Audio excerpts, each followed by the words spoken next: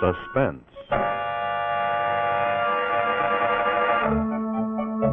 Your host tonight on the Autolite Theater is the maker of the famous wide-gap Autolite resistor spark plug. Ignition engineered by Autolite, makers of complete ignition systems for many of America's finest cars. From bumper to tail light, Autolite makes over 400 products for cars and trucks. Spark plugs, bumpers, hubcaps, bullseye seal beam units, radiator grills, batteries, wire and cable, ignition systems, speedometers, instruments, tail lights, and many more. So remember, from bumper to tail light, you're always right with Autolite.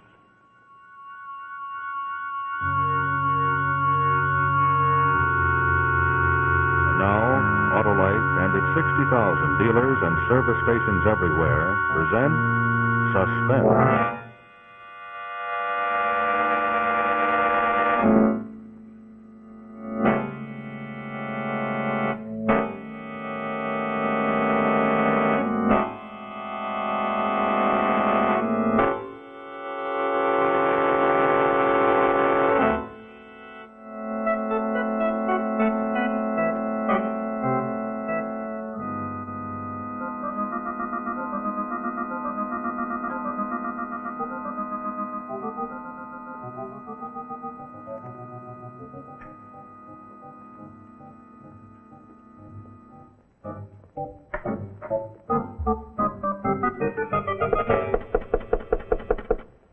Yes, come in.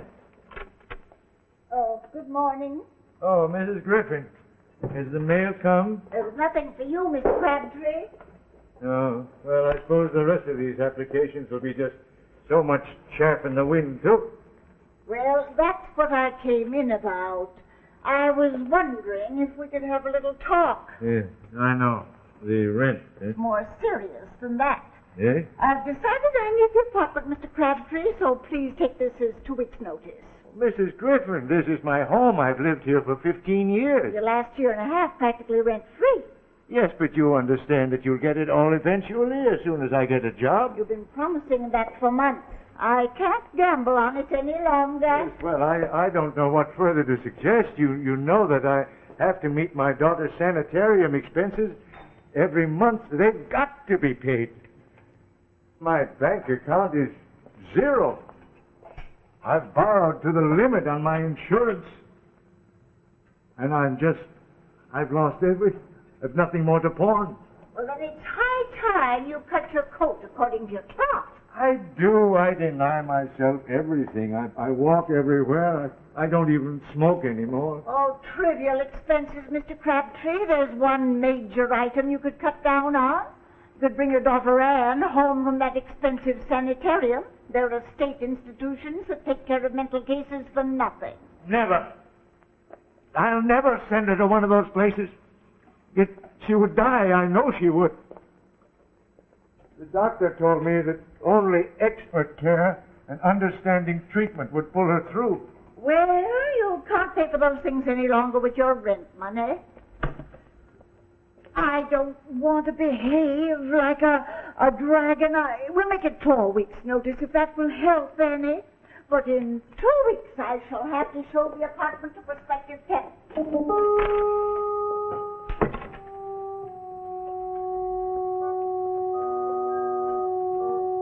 Tell me what to do, Anne, darling. I'm at my wit's end. I'd willingly kill myself, but what good would that do now? No more insurance. What would become of you? Mr. Crabtree, this young lady's come to see you about an advertisement you answered. Oh, yes, of course. Well, come in, Miss... My name is unimportant. Oh. I'm merely a spokesman in this matter. And it's highly confidential. Oh, would you mind... Oh, well, I was just going. Yes, come in. Now, Mr. Crabtree, about your application. Oh, which one? You see, I've answered so many. This. Oh? Man wanted for hard work at moderate pay. Sober, honest, industrious.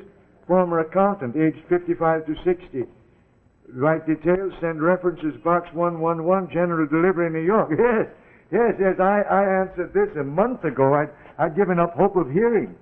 It took a month to investigate you. Well, you must be thorough. My employer leaves nothing to chance. Oh. Tell me, Mr. Crabtree, do you feel qualified to operate your own establishment? My own establishment? Well, I don't want to misrepresent my previous experience. You see, I've always been in a position of employee.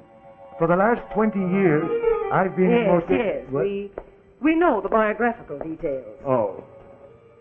Well, this particular job is a simple matter of regular confidential reports to be sent through the mail. You would have your own office and no supervision. What kind of confidential reports? On various important corporations. It would be a matter of covering references to them in the financial journals. Well, to what address do I mail these?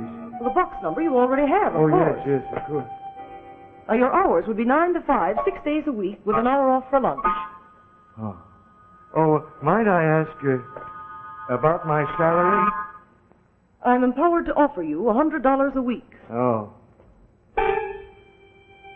Do you mind if I sit down? Now, this is the address of the office. Eh? Room 1202, 581, East 42nd Street. One of these keys is for the door, one for the desk, and the other for a filing cabinet. You will report tomorrow at 9 a.m. sharp. Mr. Crabtree, am I to gather from your attitude that you're dissatisfied with this offer? Oh, no. No, I accept with profound gratitude. We thought you would. Any questions? Well, yes.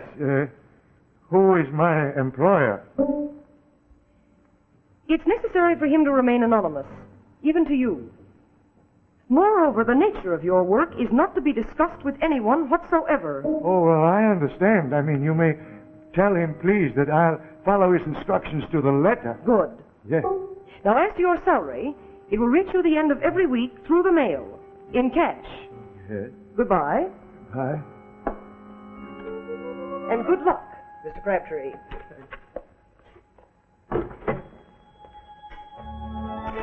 I can't believe it. It's going to be all right, and now you will get well. Hello, darling. Is it all right for me to talk? Good. I just couldn't wait to tell you. It went off perfectly. My dear, he's ideal, just exactly what we've been looking for. I put on such a marvelous performance, he hasn't any idea it isn't a bona fide job. Yes, I'll phone the building right away and tell them to put his name on the office door.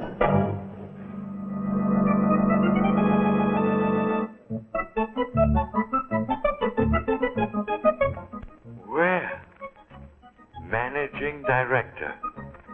I never thought I'd live to see that. Oh, my. Not exactly palatial. However, as Shakespeare says, a poor thing, but mine own.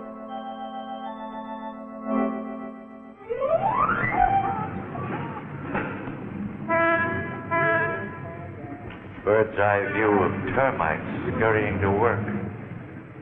Yeah, this makes me dizzy. Besides, it's very cold.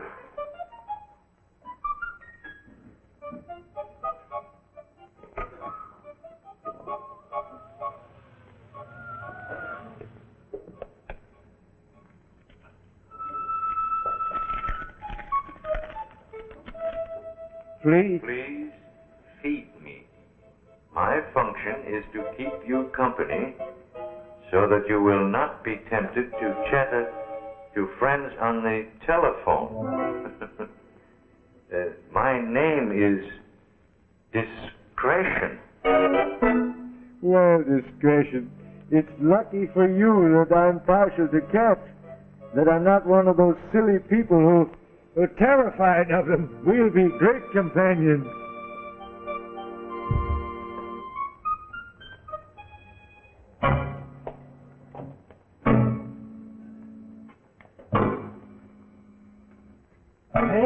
Nailed to the floor. That's odd. Yes. Hello. Mr. Crabtree, your employer's secretary speaking. Oh, yes. We wanted to check on your arrival. Is everything clear as to your duties? Oh, yes, perfectly. I'm very comfortable. Oh, but would you mind telling me why my furniture is nailed to the floor? No, Mr. Crabtree. That is one thing I cannot tell you. Well, we put our foot into it that time, Kitty. Well, discretion, I suppose you don't realize that this is a red-letter day in history. January the 10th, Chester Crabtree, accountant, he opens his own office for a very mysterious Mr. X.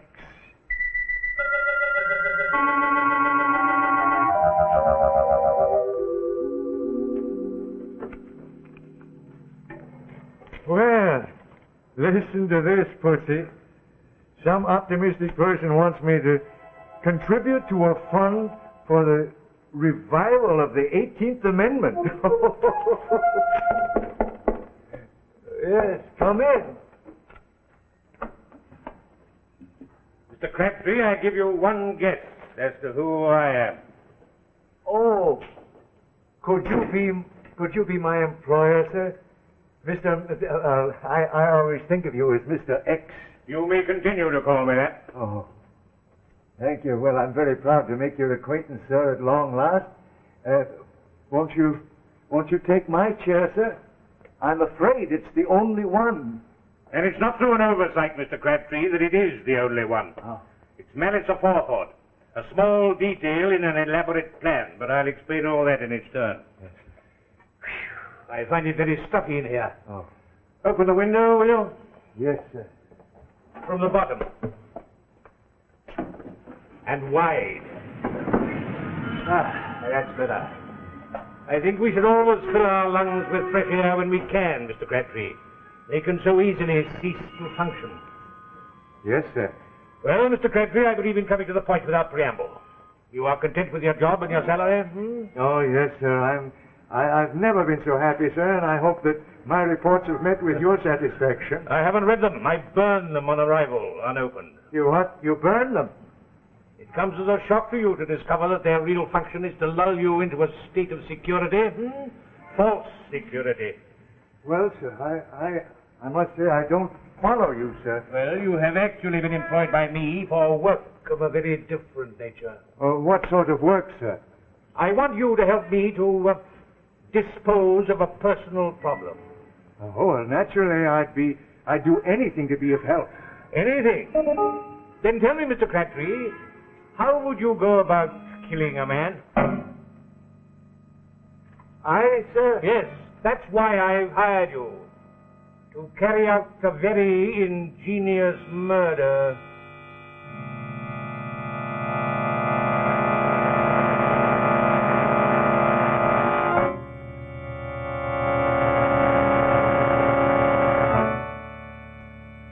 In just a moment, we'll see Act Two of Help Wanted, starring Otto Kruger.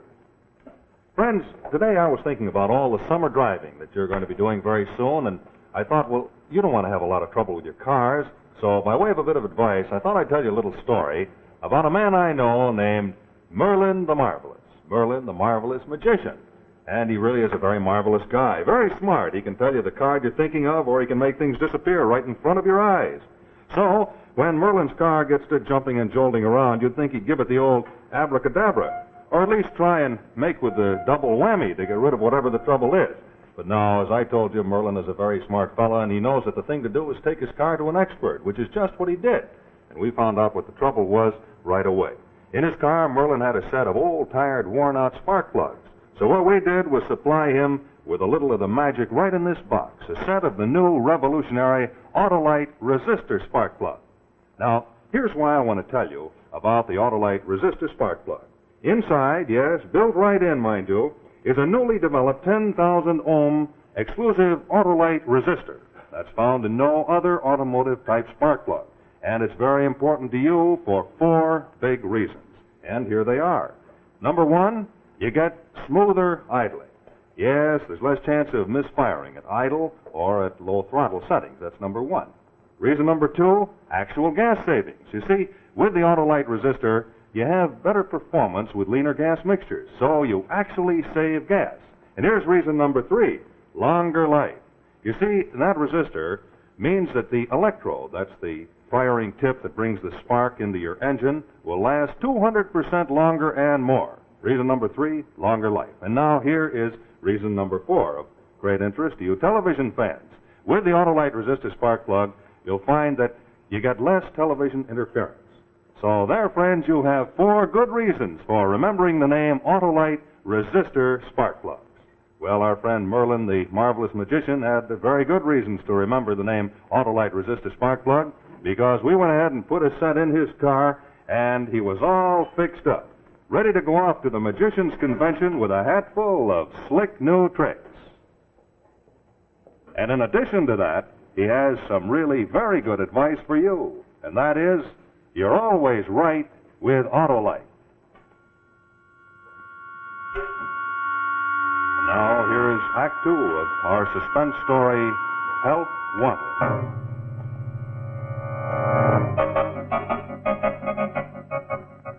I gather from your stony silence, Mr. Crabtree, that the idea of taking life is repugnant to you. Well, sir, I am an accountant, not an assassin. I've never even dimly contemplated such an action. I envy you the serenity of your existence. Unfortunately, I have never contemplated anything else for 5 unhappy years. Well, who is this man that you want eliminated? A common blackmailer who's setting too high a value upon his silence for the moment. He is my wife's first husband. When we married, she thought him dead. We have 2 children who will become illegitimate if he prosecutes for bigamy as he threatens.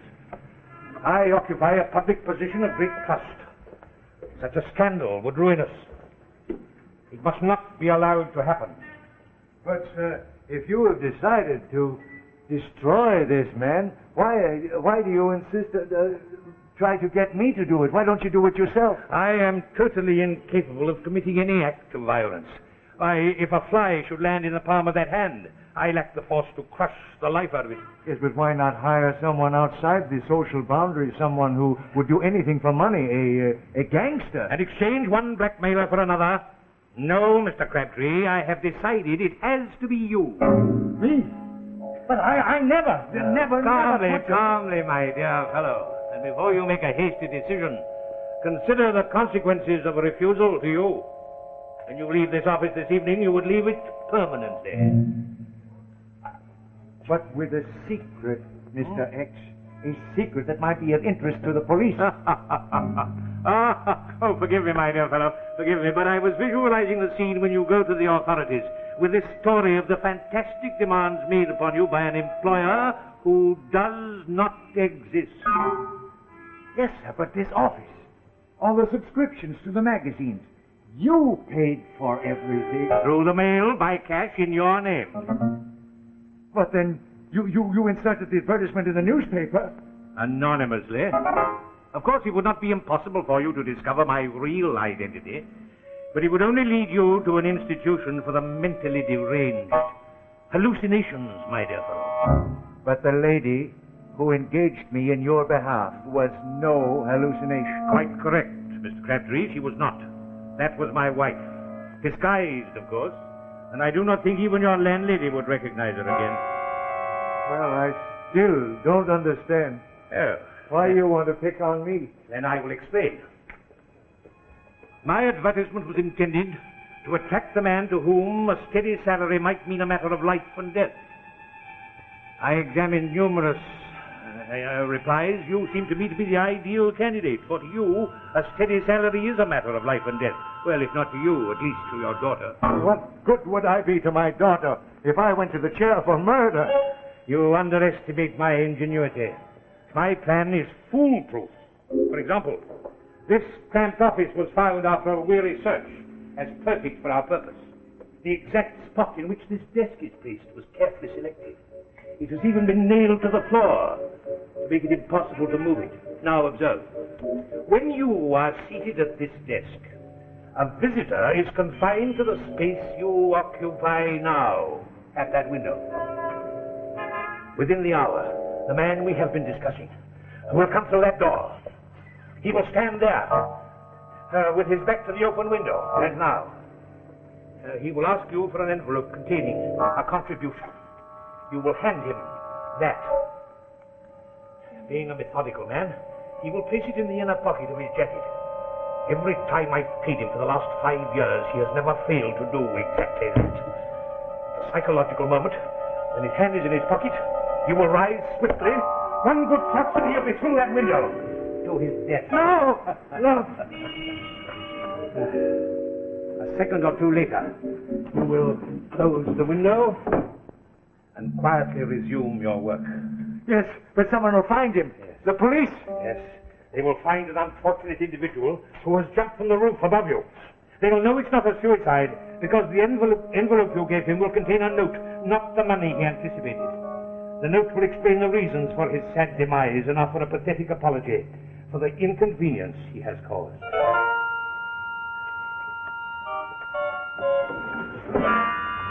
Now, Mr. Crabtree, if I am never blackmailed again, I shall know that you have carried out your function as my employee. You will become one of my confidential supporters, and you will retire at the age of 65 with a generous pension for life.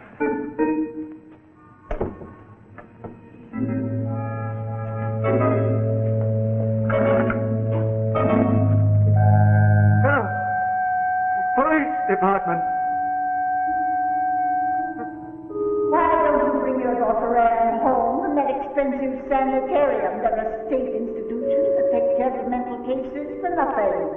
In 2 weeks, I shall have to show the apartment to prospective tenants. Mr. Crabtree, I am empowered to offer you $100. $100.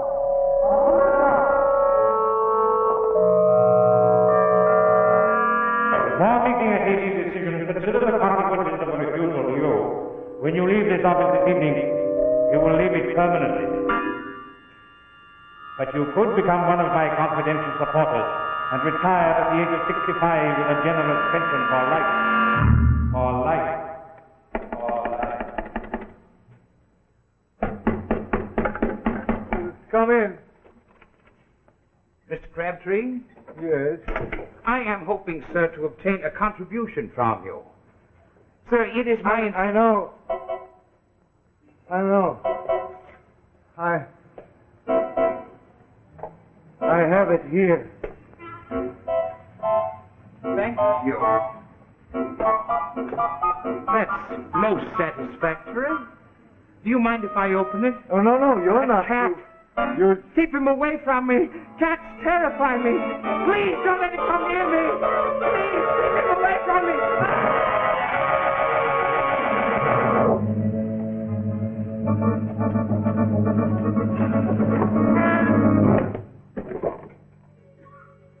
I never touched him. I didn't have to do it after all. You saved me. I've got to get out of here.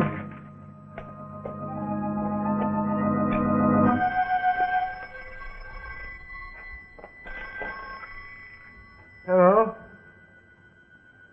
Yes, this is Crabtree. I was standing at the opposite corner at the end of the block. I saw a man fall from the 12th floor. Congratulations, my dear fellow. Yes, but I didn't do it. It was an accident. He fell by accident. You did give him that letter. Yes, I did. But I didn't touch him. He saw my cat and he became terrified and he backed up and he fell down. But my dear Crabtree, I hope you are not going to spoil everything when it is all going so splendidly by losing your head. It would be most unwise to tell that, shall we say, cat and bull story to the police. Now, you heard nothing. You saw nothing. Go on quietly working at your reports. Yes, sir. Sir, but sir!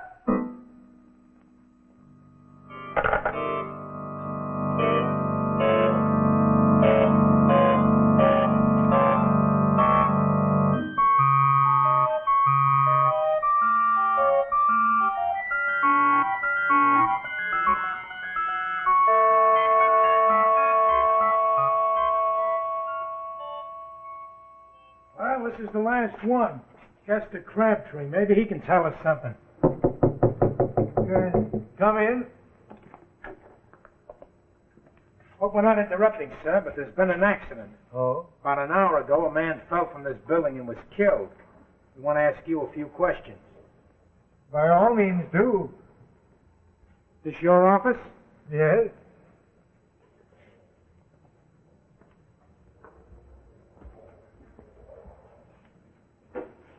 Been in it all morning? Yes?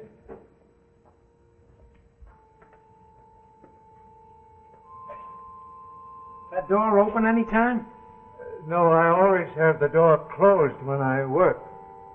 Then you wouldn't be in a position to see anyone going up the stairs across the hall. No, I wouldn't. You say you've been sitting at that desk all morning, huh? Yes. Yes, I don't believe I've left the chair. Then you wouldn't be in a position to see anything happening outside the window. No, indeed. You hear anything? Anything out of the ordinary? Out of the ordinary? Yeah, someone yelling. Anything like that. Oh, yes, now that you mention it, I believe I did hear someone scream as though they were startled. Let's see. Well, that ties it up. The guy jumped from the roof, all right. Second he did it, he changed his mind. Clear case of suicide, note and everything. Sorry to trouble you, Mr. Crabtree, but we have to get all the facts we can. Yes, but just one moment. Oh, one thing. Who was this person? Oh, some reformer. He'd been going through the building trying to solicit contributions to revive the 18th Amendment. Oh. Well, it takes all kinds to make a world. Goodbye, Mr. Crabtree. Goodbye. Goodbye.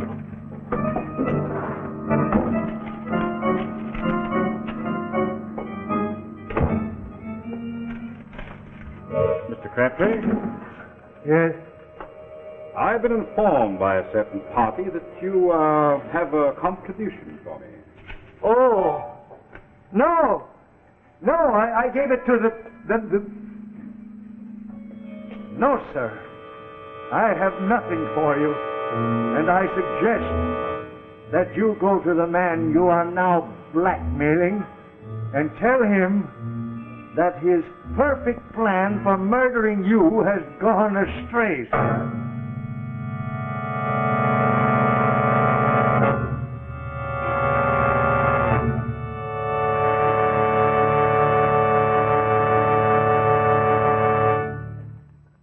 Thank you, Otto Kruger, for a wonderful performance in Help Wanted.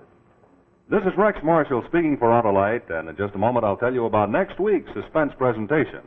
But right now, here's a parade of some of the more than 400 Autolite products which are made in their plants from coast to coast. Here come the horns, the windshield wipers, the relays, the ignition coils, and, of course, the batteries. Autolite Stay Full batteries. The batteries that need water only 3 times a year in normal car use. There's spark plug wire, battery cables. And there come the Autolite starting motors, followed by the distributors and the generators. And there are the gas gauges. Here come the spark plugs, ignition-engineered resistor spark plugs. Look at that precision, typical of Autolite, for Autolite means precision engineering. So insist on Autolite original factory parts at your neighborhood service station, car dealer, or repair shop. It's a good thing to remember, friends, that from bumper to tail light, you're always right with Autolite.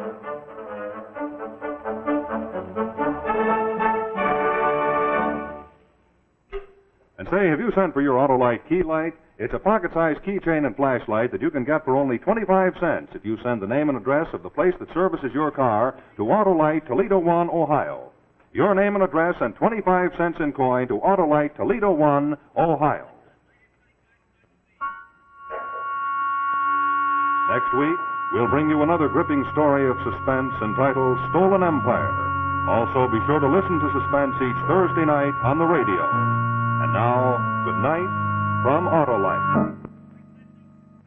This is CBS, the Columbia Broadcasting System.